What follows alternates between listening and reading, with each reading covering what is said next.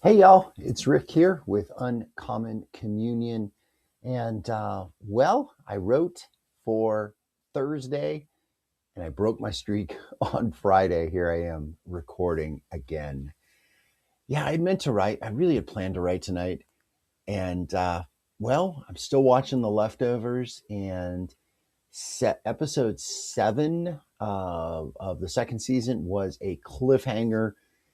Whew, so I had to watch 8. And I'm really glad I did because if I had to kind of dwell, not knowing what 8 was going to be for a while, I think I would have, definitely been restless and unhappy. So glad I watched it. It is an amazing show. I just continue to be blown away by it.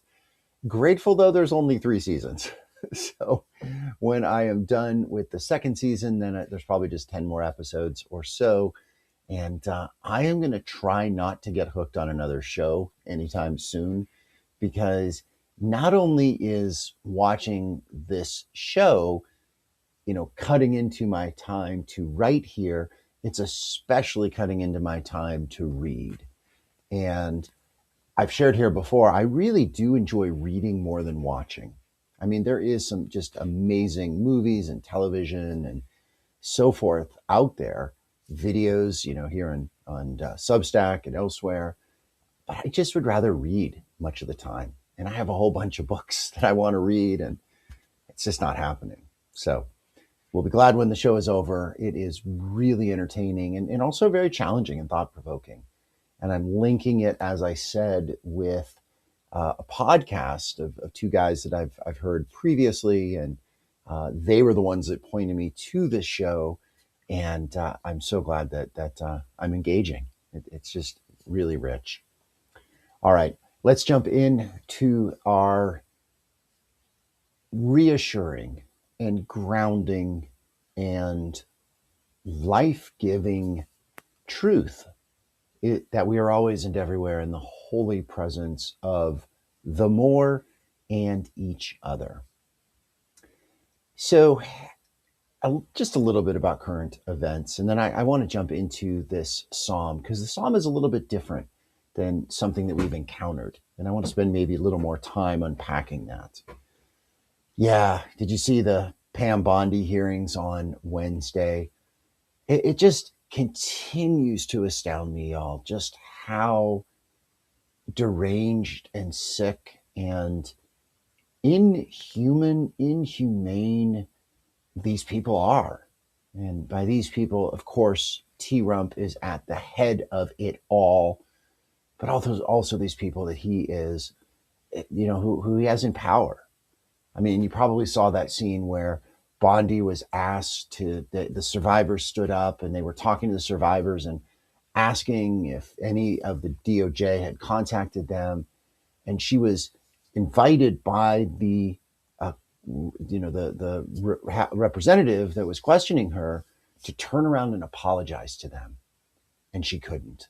She couldn't. And I heard some commentary today on a Substack about that, and it made sense because this whole edifice, this whole lie of the Trump administration, it's all a lie.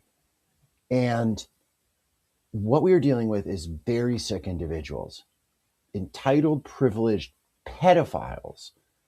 And again, we're getting more and more evidence that the president of the United States did have sex with these girls, right? I mean, it just seems to be lining up in that more and more. And that is vile and horrible. And yet, the people who are engaging in this cover up, the people who are keeping this going, this cover up, this sham, even to admit even the smallest bit of human decency, to admit that these women were wronged, brings the whole house of cards down. Because the whole thing that Trump is saying is it doesn't matter, it's all a hoax, it's the deep state, we got to move on. uh you know. And I find it really fascinating and important, y'all, that other countries are purging the people from their countries, purging from positions of power, from influence. And it's starting to happen in America too. I saw some headlines. People are getting kicked out of jobs and resigning and just the shame. So it is happening. It's definitely a long process and it is happening. So without further ado, let's talk about Psalm 44. Again, it is the 13th, Friday the 13th, when you're getting this. 31 days, January plus 13 brings us to 44. And this is a different psalm than what we have heard before, in part because I believe it's the first one that's in the plural, right? I mean, we've heard first person, I, many of them are the psalmist, using the first person. We've heard you, where the psalmist is talking to the you should do this, you need to know this, and so forth. So, by knowledge, this is the first time that we have a we, right? An us. And this is not surprising because of the time period in which the Psalms are coming out of. Now, they're written, whether or not David actually wrote them is pretty unlikely, actually, because of the time period, and there's various scholarly things. They're probably written later than David's time. But even later, and especially later, perhaps as the kingdom is beginning to fall and we get the northern and the southern kingdoms, that there's still this identity as a people. The we is significant because, again, it is the nation of Israel, the people of Israel, the family that God calls Abraham, Isaac, Jacob, and Joseph, gives them the land, and these other people around them are warring with them. It's a sense of identity. So I'm not going to read the whole psalm. I'm just going to read kind of parts of it. But it's interesting because the first 8 verses are talking about us and what God has done for us. And then there comes a turn. And then I'll kind of skip through that part and then read the end of it to see how this tension resolves. So, O most holy one, with our ears we have heard the stories our ancestors told us of things you did in their days long ago. We heard how you uprooted and brought trouble to our enemy nations with your strong hand. You planted our ancestors in the land, and their branches spread like a great tree. It was not their long knives that won the land for them, or their strong arms that gave them the victory. They trusted in your strength, your power, for the light of your face shone on them, and your favor rested on them. You are my creator, my chief, who declares victories for our ancestor, heel grabber, Jacob. Our enemies may rise against us, but you give us the strength through your name to throw them to the ground and trample on them. I will not trust my bow or long knife to win the battle for me, for it is you who gives us victory over our enemies and puts those who hate us to shame. O most holy one, we sing honor songs to you as the sun travels across the sky. We never stop giving thanks to your name. Now, if the psalm ended right there, that would be nice. Lots of praise, some history. You, God, are great, and you've done all these things for us. But then it turns. But now you have turned away and put us to shame. You no longer fight aside our warriors. You have made us run from our enemies. Those who hate us have taken from us anything they wanted. You made us like sheep to be devoured and scattered among the nations. You traded away your people and got back little in return. You have made us look foolish to nearby nations. They laugh and treat us with scorn and disrespect. I'm going to skip ahead a little bit further and 23 to the end. So this is the plea at the end. There's some other great imagery. Verse 19 says, you have shattered us like a clay pot, made us the prey of coyotes, and buried us under the shadow of death. So coyotes are showing up here. We talked about animals in the Psalms. But here's the last few verses. Wake up, honored one. Why are you sleeping? Rise up and help us. Do not forever cast us out of your sacred family. Why do you hide your face from us? Why do you not see we have been crushed, broken, and mistreated? Our hearts have fallen to the ground.